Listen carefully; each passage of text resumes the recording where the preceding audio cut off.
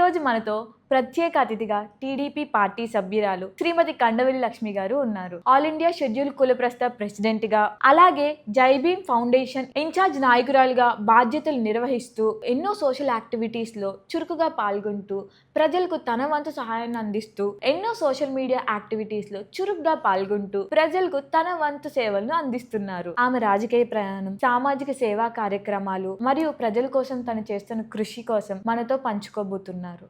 Hi ma'am. Firstly మిమ్మల్ని ఒక question అడుగుతాను. రాజకీయాల్లో మీరు రావడానికి ఫస్ట్ టర్నింగ్ పాయింట్ ఏది మేడం? నేను పొలిటికల్గా రావడానికి ముఖ్య కారణం మా అమ్మగారు, నా తల్లిగారు ఆశీస్సులు. అమ్మ తెలుగుదేశం పార్టీలో ఒక నాయకురాలుగా ఉండేవారు. అక్కిరెడ్డి మహేష్ గారి నాయకత్వంలో ఆవిడ మహిళా కార్యకర్తగానే చేసేది. తర్వాత తన ఏజ్ పెరిగే కొద్దీ నేను 10th వరకు చదివి ఆపేసాను. అప్పుడు అమ్మ, నేను తిట్టేదాన్ని, అస్తమాను రాజకీయం అంటావు ఏంటమ్మా అనేసి. అంటే లేదమ్మా, ఏదో ఒకటి ఉండాలి కదా అని అనేది.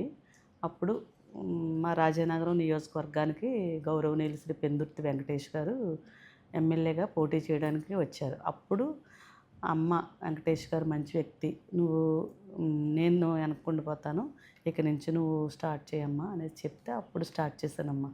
పెందుర్తి వెంకటేష్ గారు నా రాజకీయ గురువుగానే చెప్పుకోవాలి. ఆయన వచ్చిన దగ్గర నుంచి కూడా నేను కంటిన్యూ అయ్యాను తల్లి. సుమారు 25 సంవత్సరాలు, ఇప్పటికి 27-28 సంవత్సరాలు అవుతుంది. 25 years నుంచి ఉన్నారు. రాజకీయాల్లో చాలా అవకాశాలు ఉన్నాయి మేడం, కానీ మీరు ప్రత్యేకంగా తెలుగుదేశం పార్టీని ఎందుకు ఎంచుకున్నారు? మా అమ్మగారికి ఎన్టీ రామారావు గారు అంటే ఇష్టమమ్మా. అందుకని ఆవిడ తెలుగుదేశం పార్టీ అంటే చాలా వేరే అభిమాని ఎన్టీఆర్ గారికి. నాకైతే చంద్రబాబు నాయుడు గారు అంటే ఇష్టం. చంద్రబాబు నాయుడు గారి కోసం నేను కొన్ని విషయాల్లో కూడా ఆయనకి చాలా, ఇంకా ఆయన పేరెత్తే చాలా ఇష్టపడుతుంది. ఎందుకంటే ఆయన మహిళల పక్షపాతి, మహిళల పక్షంగా మంచి కార్యక్రమాలు చేపడతారు. గట్స్, దమ్ము, ధైర్యం కొన్ని ఆయన చూసి నేను ఇంప్రెషన్ అయ్యాను. దాన్ని బట్టి నేను మా అమ్మగారు, మేము తెలుగుదేశం పార్టీ ఒకే పార్టీ కట్టుబడితే అది గౌరవం పెరుగుతుంది, బాగుంటుందని నా అభిప్రాయం. అమ్మగారి స్థానంలో నుంచి నేను తెలుగుదేశం పార్టీలో ఉన్నాను. ఇంకొకే పార్టీకి కట్టుబడి నా ప్రయాణం చేస్తున్నాను తల్లి. కానీ ఇప్పుడు రోజుల్లో పార్టీలు మారుస్తున్న రోజుల్లో మీ అమ్మగారి టైం నుంచి మీ 27 years ఇన్ని సంవత్సరాల్లో కూడా ఒకటే పార్టీలో ఉన్నారని చాలా గ్రేట్. అవును తల్లి. మీరు ప్రజల సమస్యలు పరిష్కరించడంలో ప్రత్యేకంగా తీసుకున్న విషయం ఏంటి? అంటే ప్రజల నుంచి మీకు ఎలాంటి రెస్పాన్స్ వచ్చింది మీరు తీసుకున్న చర్యను బట్టి? నేను ఒక కార్యకర్త స్థాయి నుంచి ఈరోజు human rights protection council of ఇండియాలో 2 రాష్ట్రాల మహిళా చైర్మన్గా అవ్వడానికి ముఖ్య కారణం ఆ ప్రజలే. ఎందుకంటే మహిళలకు ఎక్కడ అన్యాయం జరిగినా స్పందిస్తాను, వాళ్ళ సమస్యను క్లియర్ చేస్తాను. యూత్ బాయ్స్ ఉంటారు, వాళ్ళకి ఏ సమస్య వచ్చినా లక్ష్మక్క అని వస్తారు, వాళ్ళ సమస్యలు పరిష్కరిస్తాను. ఎందుకంటే కేసులు పెట్టి అవకాశం దొరికిందని అవకాశ వ్యాధిలో ప్రవర్తించే మనిషిని అయితే నేను కాదు. ఆ యూత్, ఎందుకంటే నాకు కొడుకులు ఉన్నారు కాబట్టి కొడుకుని చూసుకుంటూ వాళ్ళ మీద ఏదన్నా తప్పుడుగా అభియోగాలు మోపుతారు, కేసులు అయితే భవిష్యత్తు పాడవుద్ది అనే ఆలోచనతో అలాంటి కొన్ని నా సొంతంగానే నేను చేస్తాను తప్ప నేను ఏది అవసరాన్ని బట్టో అవకాశాన్ని బట్టో నేను చేసే వ్యక్తిని అయితే కాదు తల్లి. దాన్ని బట్టి నాకు ప్రజల్లో ఒక మంచి పేరుంది. యూత్ ఫాలోయింగ్ ఎక్కువ నన్ను ఫాలో అవుతూ ఉంటారు. వాళ్ళు ఏంటంటే లేడీ అయినా అక్క, గట్స్, ధైర్యం, ఏదైనా సమస్య అంటే స్పందిస్తుంది అని మహిళలు కానీ, మీకు లాంటి యూత్ వారు కానీ, యూత్ బాయ్స్ కానీ నన్ను ఎక్కువ ఇష్టపడతారమ్మా. ప్రతి సమస్యని కూడా నా సొంత సమస్యగానే భావించి వాళ్ళకి చేస్తాను. వాళ్ళ దగ్గర ఎటువంటి ఆశించో, కొంతమంది ఏదైనా సమస్య వస్తే ఎంతో కొంత ఆశించి చేస్తారు, నేను అలాగైతే ఆశించను. నా దగ్గరికి ఎవరైనా కష్టం అని వస్తే వారికి చేస్తాను అంతే. నాకు అంటే ప్రజల్లో కొంతమంది పేదవారు ఉంటారు, వాళ్ళు ఇప్పుడు రాజకీయ నాయకులు ఏ పార్టీ అధికారంలో ఉంటే ఆ పార్టీలో ఓటేసిన తర్వాత వాళ్ళకి నాయకత్వం వచ్చిన తర్వాత వాళ్ళు మనల్ని పట్టించుకోరు. కానీ నేను నా పేద కుటుంబాలు కొన్ని ఉన్నాయి, వారికి నేను సపోర్ట్ ఇవ్వాలి. వారికి ఉన్న వ్యక్తి వెళ్ళి ఉన్న వ్యక్తికే పెట్టాడు. పేదవారు అయితే ఎవరో పట్టించుకుంటలేదు, వెళ్ళి బాబు నాయన డోర్ కొట్టడం, డోర్ దగ్గర నిలబడడం, తర్వాత రమ్మనడం, ఇలాంటివి నేను చూస్తూ ఉంటాను. అందుకని నేను ఎక్కువగా ఈ రాజకీయ భవిష్యత్తులో అలాంటి కొన్ని ఉదాహరణగా తీసుకొని అలాంటి లేని వారికి అంటే కొంచెం నేను ఒక దళిత మహిళా నాయకురాలనమ్మా. కమ్యూనిటీ పరంగా కూడా నా కుటుంబాలకి కొన్ని ఆదరణగా నిలబడాలని ఇలాంటి కార్యక్రమాలు చేపట్టడం, భవిష్యత్తులో అలాంటి పేదవారికి అండగా నిలబడాలి, అన్యాయం అయిపోతున్నారు అని నేను చూసి నేనే తర్ఫీదు పొందానమ్మా.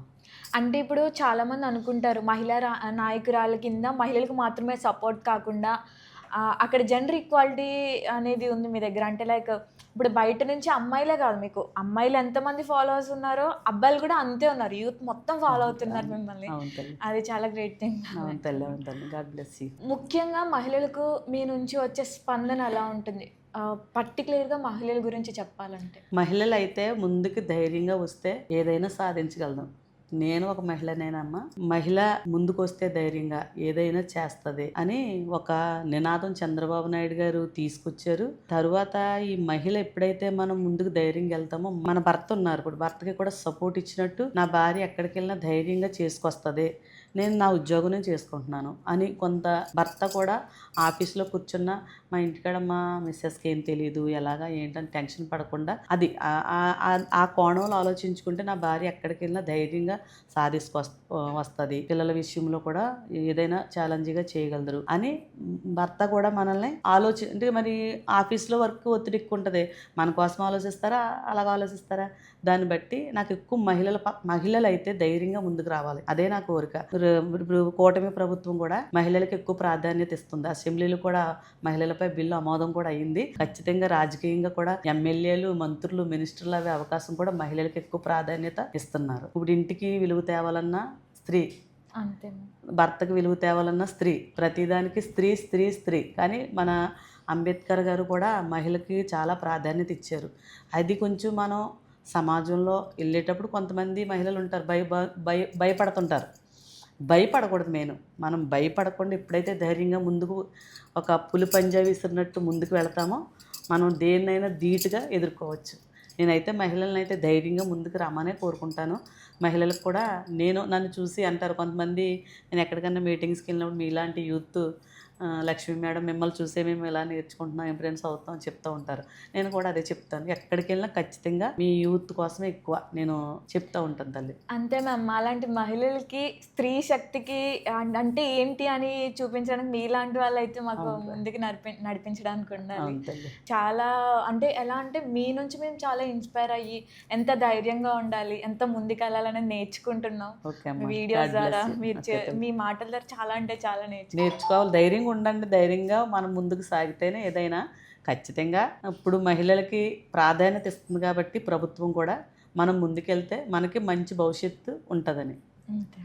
మీ కుటుంబం మొత్తం మీ రాజకీయ ప్రయాణానికి ఎంతవరకు మద్దతు ఇచ్చింది మ్యామ్? అసలు ఫస్ట్ నా తల్లిగారమ్మ, తర్వాత మా భర్త గారు కూడా సపోర్ట్ ఇస్తారు. తర్వాత మా అబ్బాయి అయితే ఇప్పుడు ఇంజనీరింగ్ గీతం కాలేజీలో చదువుతున్నాడు.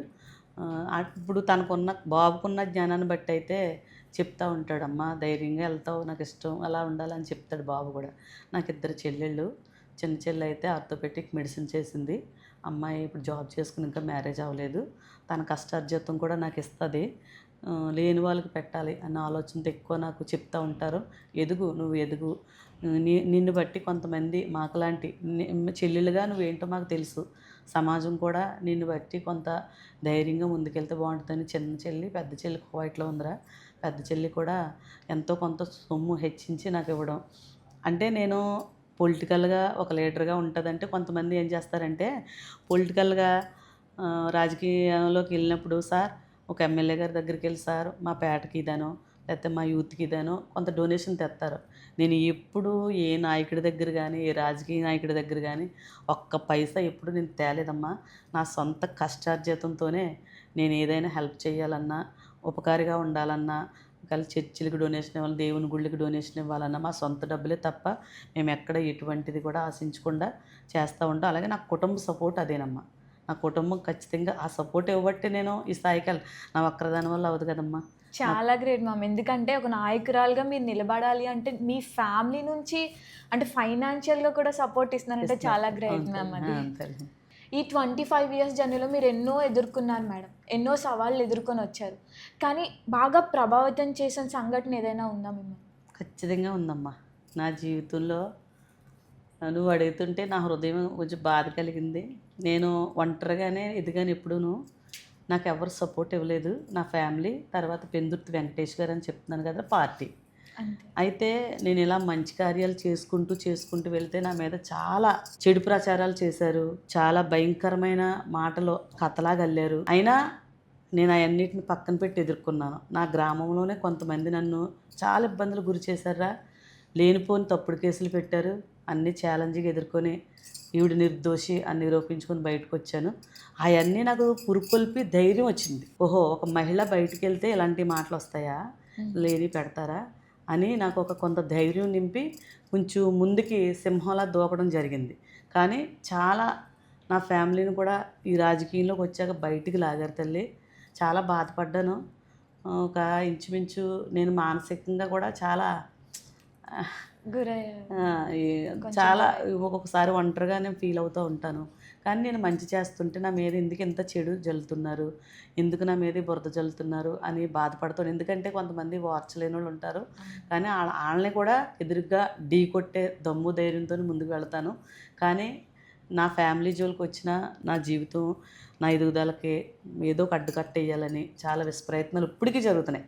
నా గ్రామంలో ఒక ముగ్గురు వ్యక్తులు ఉన్నారా, వాళ్ళ వల్ల కొంచెం నేను ఇబ్బందులు పడుతున్నాను. కానీ నేను పట్టించుకోకుండా ముందుకెళ్తున్నాను. ఇప్పుడు వరకు ఏదో చేద్దాం అనుకున్నాను, కానీ నన్ను ఏమీ చేయలేరు. ఇంకంటే కొంచెం మానసికంగా ఇబ్బందులు పెట్టాలి, ఎలాగోలాగా బ్యాడ్ చేయాలి అని కొంచెం విశ్వప్రయత్నాలు జరుగుతున్నాయి. అవన్నిటిని ఎదుర్కొని ఢీ కొడుతున్నాను. కానీ వాళ్ళు ఎక్కడ బ్యాడ్ చేస్తున్నారో అక్కడ సింహంలాగా ఏదో ఒక ప్రథమ స్థానంలో నిలబడుతున్నాను. అంతే మేడం. ఒక 2 అడుగులు వెనక్కి వేసారంటే అంతే స్పీడ్లో ముందుకెళ్తారు. అలాగే మీకు యూత్ సపోర్ట్ ఉన్నంత వరకు కూడా ఎవరు ఎన్ని చేసినా సరే ఆగలేదు. అవును.